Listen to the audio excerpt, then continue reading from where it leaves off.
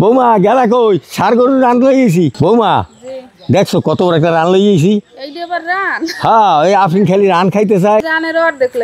আজ যে আফরিনের একটা মফিজ বুঝতে দেবো। তুমি কিন্তু এই যে মিষ্টি পোলাও করবা আর আমি এই রানের গোস্তরা ভুনা করবো। ও আফরিন আইছো?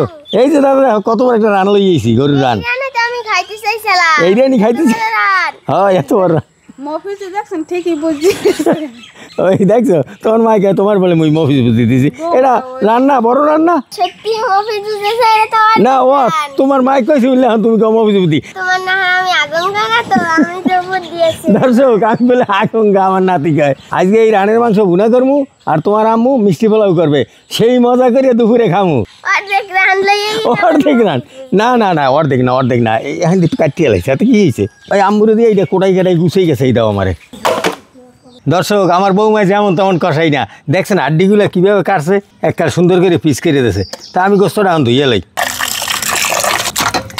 গোস্তটা ধুয়ে লাইছি এখন সরাই দিই। ওদিকে বৌমায় মিষ্টি পোলাও বানাইতেছে।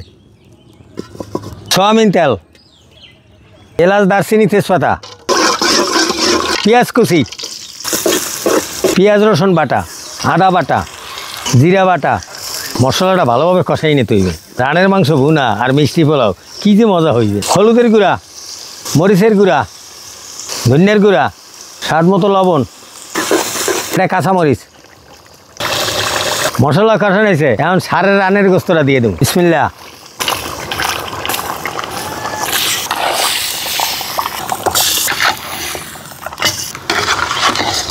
এবার একটু ঢাকিয়ে দেবো।